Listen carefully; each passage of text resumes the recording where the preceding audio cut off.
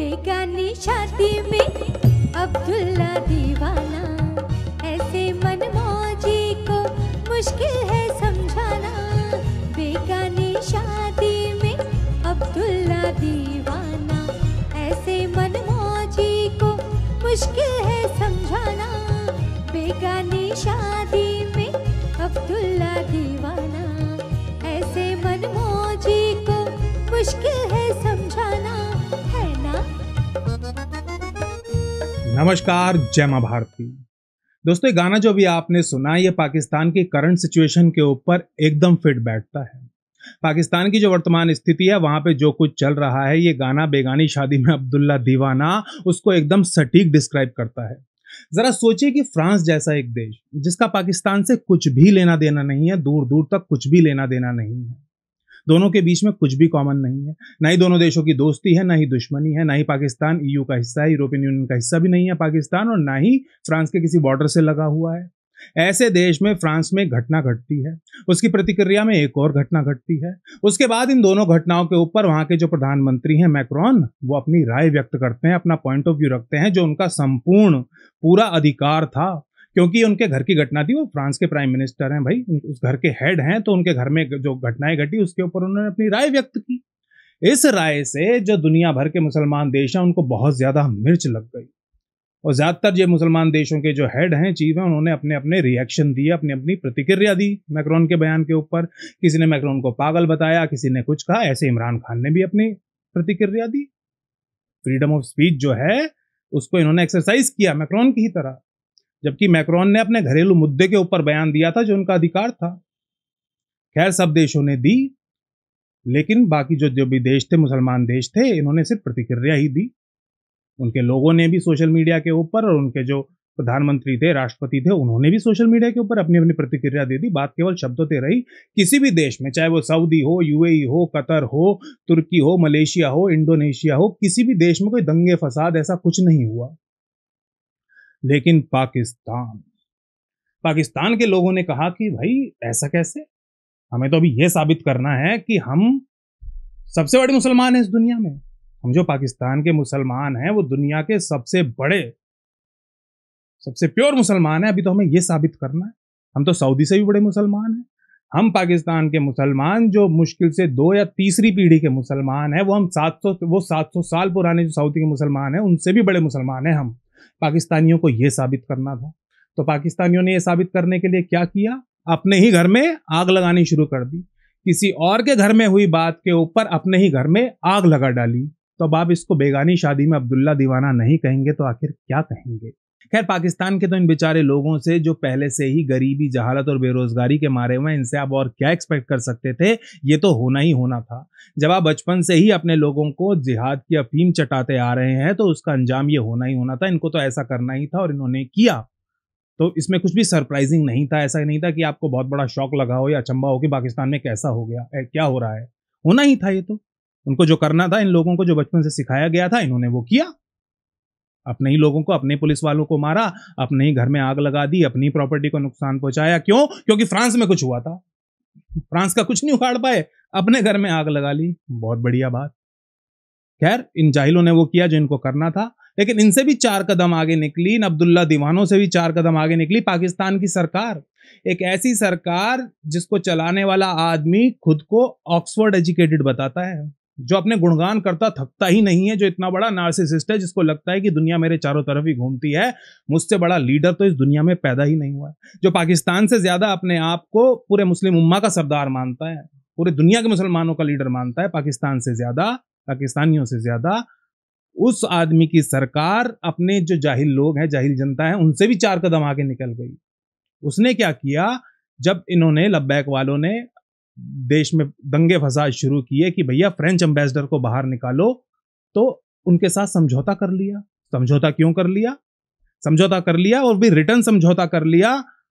ऐसा मौखिक चलता फिरता समझौता नहीं, स्टैम्प पेपर के ऊपर पक्का स्याही से लिखा हुआ समझौता एक सरकार ने जिहादियों के साथ कर लिया, रिटर्न समझौता।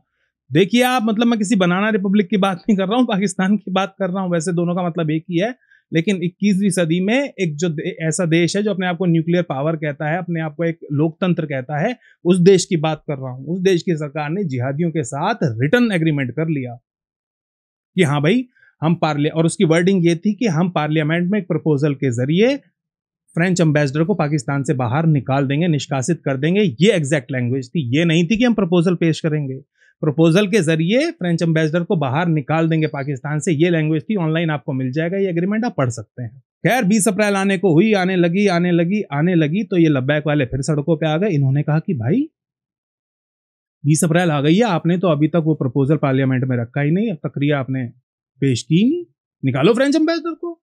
इमरान खान साहब जानते थे भाई ये तो मेरे बस की नहीं है, ये मुकर गए, ये रिटर्न एग्रीमेंट से मुकर गए।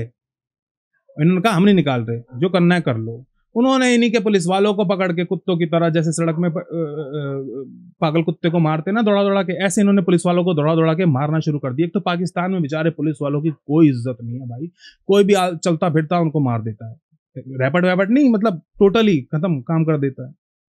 पुलिस वालों को मार दिया, कुछ को किडनैप कर लिया, उनको बंदी बना लिया, पता नहीं क्या क्या हुआ, इनके प्रॉपर्टी को आग लगाई, मतलब गृह युद्ध जैसे आसार बन गए।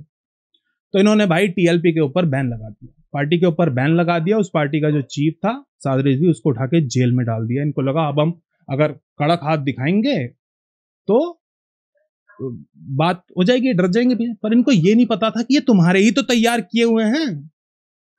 मतलब भाई तुम सरकार बनाने से पहले, पावर में आने से पहले खुद इनके साथ बैठते थे। जब नवाज शरीफ को तुम गालियां देते थे, तुम खुद इनके साथ बैठते थे, तो खुद इनसे कहते थे कि लगा दो, हाँ देश में आग लगा दो, फूंक दो। इमरान खान के तो कितने बयान मिल जाएंगे जिनमें इमरान खान कह रहे हैं मारो पुलिस वालों को, मैं खुद अपने हाथों से फांसी लगा दूंगा। अपने वर्कर से कह रहे हैं मारो पुलिस वालों को, तुम्हारे रास्ते में आते हैं तो मार दो उनको, ये कर दो वो कर दो, देश में आग लगा दो। कानून तोड़ने को कहते हैं, सिविल ओबीडियंस की बात करते थे कि भाई सिविल ओबीडियंस करो तुम, सिविल डिसोबीडियंस करो तुम, इमरान खान कहते थे। खुद टीएलपी के साथ स्टेज शेयर किया इमरान खान ने, तो इमरान खान तो जानते थे। इमरान खान साहब क्या सोच रहे थे कि ये नहीं होगा। मतलब मैं ये सोचता हूं कभी कभी कि एक ऑक्सफोर्ड एजुकेटेड आदमी, और इसीलिए ना जो मैं भी जो जिस स्कूल में पहले पढ़ाता था, बिजनेस स्कूल में, वहां भी ये डाइवर्सिटी कोटा होता था। तो हमारे यहाँ एडमिशन जीमैट के थ्रू होते थे, और जीमैट में भी जिनका बहुत अच्छा स्कोर होता था उनके भी उसके बाद भी उनको शॉर्टलिस्ट किया जाता फिर काफी। लेकिन उसके बावजूद भी एक डाइवर्सिटी कोटा होता है 5% के आसपास। मैं उसके पक्षधर नहीं था बहुत बड़ा, केवल डाइवर्सिटी के नाम पर किसी क्रिकेटर को ले लिया, किसी इसको ले लिया, किसी एक्टर को ले लिया, सिंगर को ले लिया, ऐसे कर लेते थे। और वो स्टूडेंट इतना मतलब मैं किसी की बुराई नहीं कर रहा, मतलब पर उस लेवल के नहीं होते थे, बहुत मेहनत करनी पड़ती थी उन स्टूडेंट्स के साथ। इमरान खान साहब भी ऐसी ऑक्सफोर्ड यूनिवर्सिटी में डाइवर्सिटी कोटा वाले थे, एक इंटरनेशनल क्रिकेट टीम के कैप्टन थे, तो इनको ले लिया गया। तो लेकिन अब ऑक्सफोर्ड को ना अपनी डिग्री वापस ले लेनी चाहिए, क्योंकि इमरान खान साहब सोच क्या रहे थे कि ऐसा नहीं होगा। अरे कैसे नहीं होगा ऐसा भाई, तुम्हारी तो फसल तैयार की हुई है, तुम्हें कैसे नहीं पता था कि क्या लगेगा। तुमने बीज बोया, तुमने सींचा, तुमने उसको पूरा पेड़ बनाया, तुम्हें कैसे नहीं पता कि उसमें कौन से फल लगेंगे। तुमने ही तो पेड़ बोया भाई, तुमने ही तो पेड़ उगाया है, तुम्हें कैसे नहीं पता उसमें क्या फल लगेंगे। इमरान खान साहब क्या सोच रहे थे।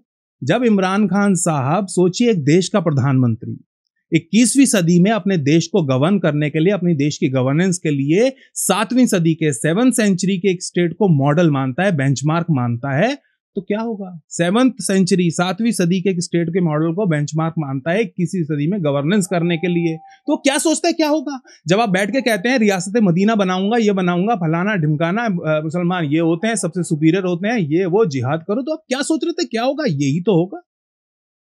जब इमरान खान साहब केपीके में 3 करोड़ रुपए एक जिहादी स्कूल को डोनेशन देते हैं, तो वो क्या सोचते हैं कि उस स्कूल से engineer, doctor, CA, CS, entrepreneurs निकलेंगे। नहीं, उसमें से जिहादी निकलेंगे। यही निकलेंगे जो सड़कों पे आग लगा रहे हैं, तुम्हारी बजाई हुई है जिन्होंने, वही तो निकलेंगे भाई उस स्कूल से।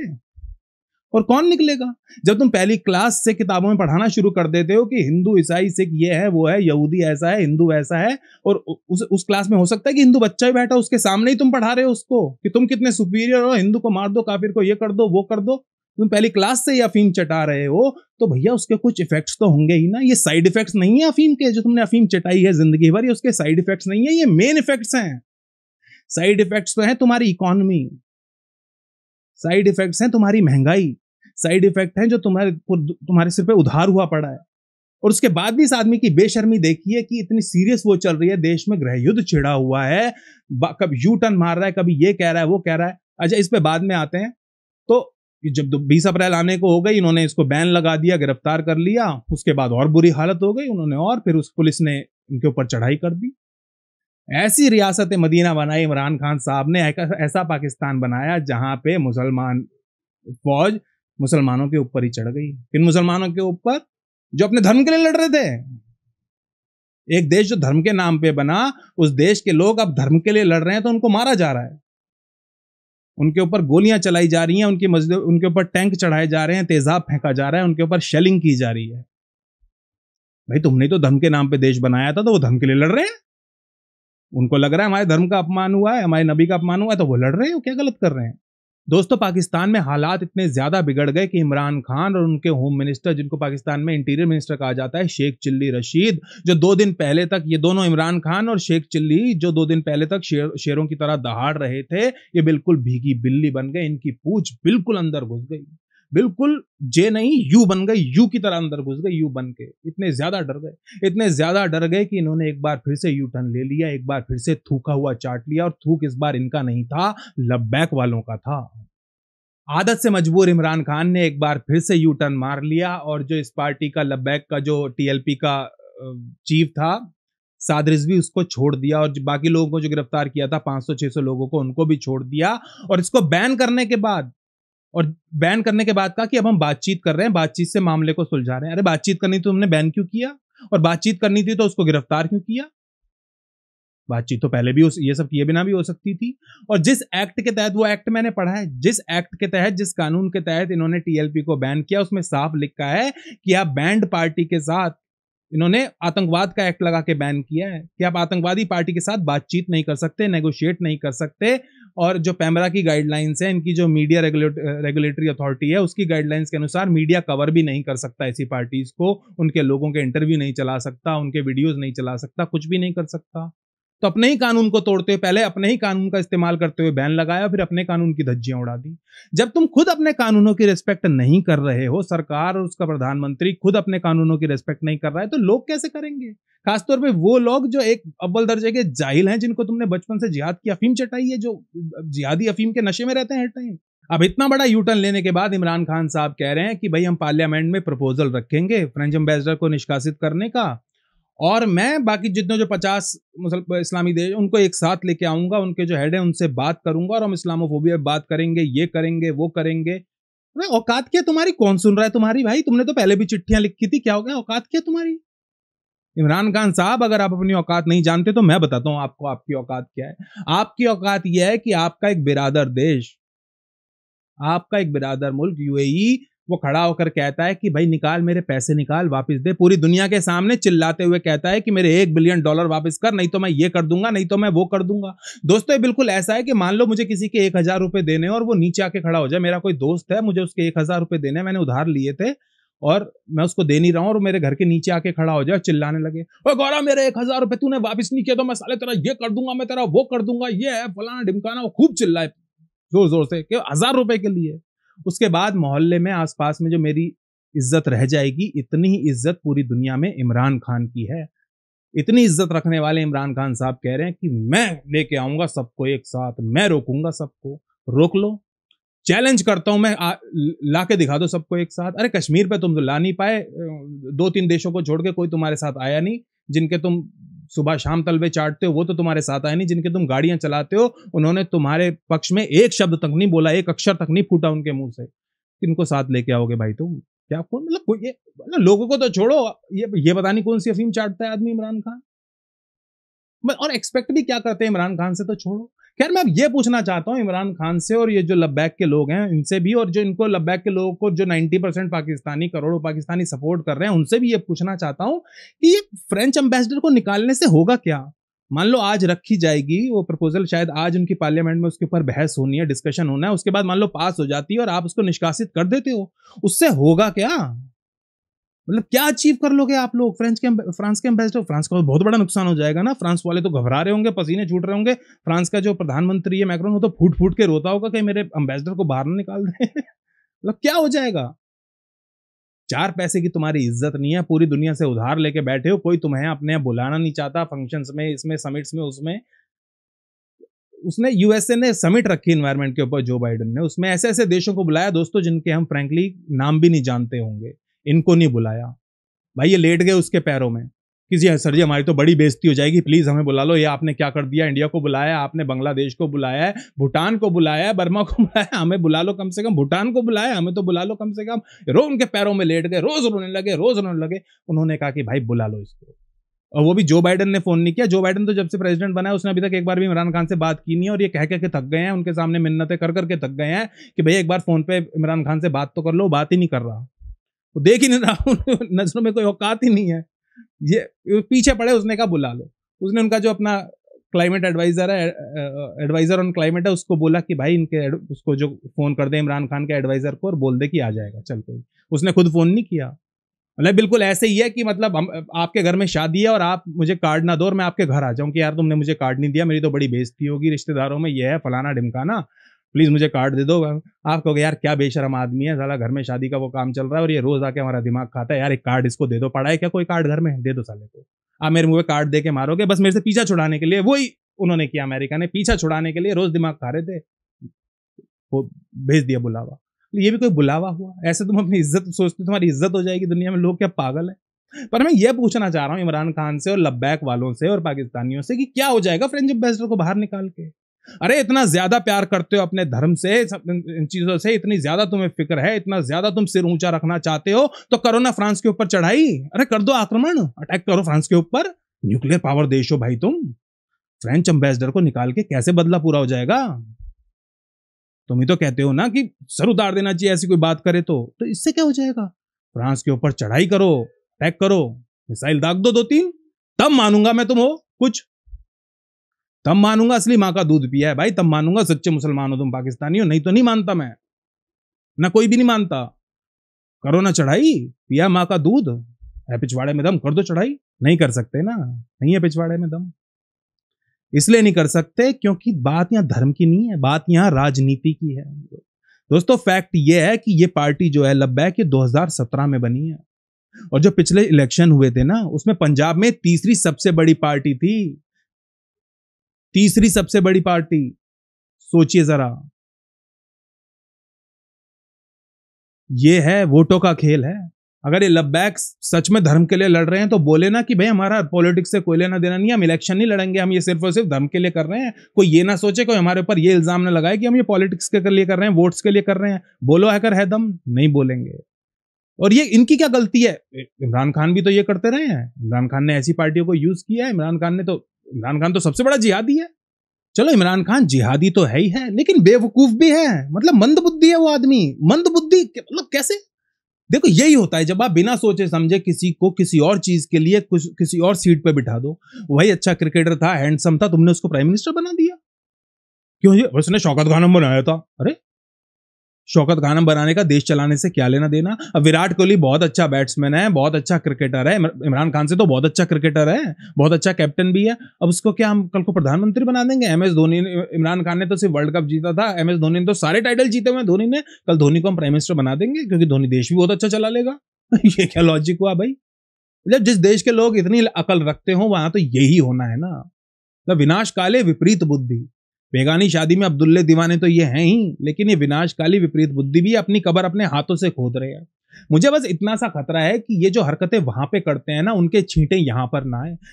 खरबूजे को देख के खरबूजा रंग बदलता है, तो जैसे ये वहां पे कर रहे हैं तो कहीं यहां भी ऐसा ना होने लग जाए। पर मैं तो मोदी जी से कहता हूं, अमित शाह जी से कहता हूं कि भाई इमरान खान से कुछ सीखो। जैसे इमरान खान ने जिहादियों को मारा है, वहां पे जहां पे ये बैठे हुए थे प्रदर्शन कर रहे थे वहीं पे घुस के मारा है, आप भी ऐसे मारा करो ना। आप भी टैंक चढ़ाओ, आप भी शेलिंग करो, आप भी AK-47 से गोलियां चलाओ, आप भी स्पेशल फोर्सेज को, रैपिड एक्शन फोर्स को वहां पे फायरिंग का ऑर्डर दे दिया करो। इमरान खान ने भी तो दिया है भाई, तो आप क्यों नहीं करोगे ऐसा? लेकिन दोस्तों आप भी जानते हो और मैं भी जानता हूं कि मोदी जी ऐसा नहीं कर सकते। कर क्या नहीं सकते? वो करेंगे भी नहीं, क्योंकि वो क्या है ना कि हमारे देश में सेक्युलरिज्म है। हमारे यहाँ तो ऐसे जिहादियों को, प्रदर्शन करने वालों को, दंगा करने वालों को प्रोटेक्शन दी जाती है, उनके ऊपर टैक्स का पैसा खर्च किया जाता है, हमारी जो खून पसीने गाड़ी कमाई है वो पैसा खर्च किया जाता है, उनको बिरयानी खिलाई जाती है, उनके लिए पिज्जा मंगवाए जाते हैं, उनकी तो बहुत सेवा की जाती है। हमारी तो यहाँ पे लोग, ममता बनर्जी तो खुद भूख हड़ताल पे बैठ जाएंगे अगर किसी ने कुछ ऐसा कर दिया। तो हमारे यहाँ तो ऐसा नहीं हो सकता, लेकिन इमरान खान ने कर दिया जो हमारी सरकार नहीं कर पाई। CNRC के टाइम पे नहीं कर पाई, दिल्ली में दंगे हुए तब नहीं कर पाई, उससे पहले 370 के टाइम पे नहीं कर पाई, वो इन्होंने करके दिखा दिया इमरान खान ने। तो मोदी जी आपको वैसे इमरान खान से कुछ बातें तो हैं जो आप सीख सकते हो, जैसे उसने जो किया। अब जहां तक बात है कि इमरान खान की फौज ने, ये इमरान खान की फौज कह रहा हूँ, इमरान खान के आदेश पे या पता नहीं फौज के आदेश पे कौन किसको चला रहा है, तो हम सब जानते ही हैं कि भाई फौज ही चला रही है। पर जो भी है, इमरान खान की सहमति तो होगी। जो इनके रेंजर्स ने और फौज ने वहां पे मारा है लोगों को, लद्दाख के लोगों को, इनका मीडिया बता रहा है कि 5 या 6 लोग मरे हैं। पर जो मुझे जानकारी मिली है, और मुझे एक विदेश मंत्रालय में काम करते हैं उनसे मिली है, उनका कांटेक्ट है पाकिस्तान में, उसने दिया है आंकड़ा है 40 से ऊपर है, 40 से ज्यादा लोगों को मारा है। मीडिया के ऊपर ब्लैकआउट था तो वो बता नहीं सकते, DGISPR से ऑर्डर था कि आप सही नंबर बता नहीं सकते। आपको पता ही है, वहां तो DGISPR उनको निर्देश देता है चैनल्स को कि आप क्या कर सकते हो क्या नहीं कर सकते। वो पैमरा नाम की एक बॉडी बीच में रखी हुई है, बस वो नाम के लिए है कि भाई कोई ये ना कहे कि फौज सीधा ऑर्डर दे रही है। भाई मीडिया में आज की डेट में जो सबसे बड़ा इन्वेस्टर है वो है ही पाकिस्तान आर्मी। DGI जो ISPR है उनका, वही सबसे बड़ा इन्वेस्टर है आज की डेट में, मीडिया में सबसे बड़ा स्टेक होल्डर है। सबसे ज्यादा वो सीरियल बना रहे हैं, फिल्में प्रोड्यूस कर रहे हैं। बताओ, उनकी फौज ड्रामे बनाने में, सीरियल बनाने में लगी हुई है। तो क्या होगा इस देश का? मतलब अब देखना है कि ऊंट किस करवट बैठता है। बस मैं तो आज ये ऐसी वीडियो बना दिया, एक व्लॉग टाइप, मैंने कहा मैं बनाया करूंगा। थोड़ा डॉक्यूमेंट्री के ऊपर बिजी था तो वीडियो डाल नहीं पा रहा था। अब फिर से लॉकडाउन हो गया, फिर से काम रुक गया, तो वीडियोस रेगुलरली डालूंगा। जो सीरीज के वीडियोस आते हैं वो तो मैं उसमें तो टाइम लगता है, बहुत काम करना पड़ता है, लेकिन ये जो अपने डिस्कशन टाइप होते हैं मैं ये डालूंगा। और मैं अब दोस्तों आपके साथ लाइव भी आना शुरू करूंगा और हम डिस्कशन किया करेंगे। जल्दी कुछ दिनों में मैं लाइव आऊंगा, आपको पहले बता दूंगा, आपके सवाल भी लिया करूंगा, आमने सामने बैठ के भी बात किया करेंगे अलग अलग मुद्दों के ऊपर। तो बस आज ये वीडियो मैंने ऐसे ही कोई इसके ऊपर खास रिसर्च वगैरह ऐसे ही बना दिया, बस आपसे बात करने का मन कर रहा था इसके ऊपर जो पाकिस्तान में नौटंकी चल रही है। क्योंकि जब 26 जनवरी में हमारे यहाँ किसानों का हुआ था तो इन्होंने बड़े मजे लिए थे, हमने कहा थोड़े मजे तो हमें भी लेने चाहिए। यार पाकिस्तान तो बना ही मजे लेने के लिए है, तो कोई गलत भी नहीं है अगर मजे लिए जाएं। तो देखते हैं दोस्तों पाकिस्तान में क्या होता है, क्योंकि फ्रेंच एम्बेसडर को बाहर निकालना आसान तो बात है नहीं, पर कुछ दिनों पता चल जाएगा। तो जो भी होता है उसके ऊपर बात करेंगे कि पाकिस्तान ने कितना माँ का दूध पिया है, कुछ दिनों में पता चल जाएगा। तो देखते हैं कितना पिया है और किस क्वालिटी का पिया है। अपना ध्यान रखिए, सुरक्षित रहिए, स्वस्थ रहिए और सबसे बड़ी बात खुश रहिए। जय मां भारती, जय हिंद।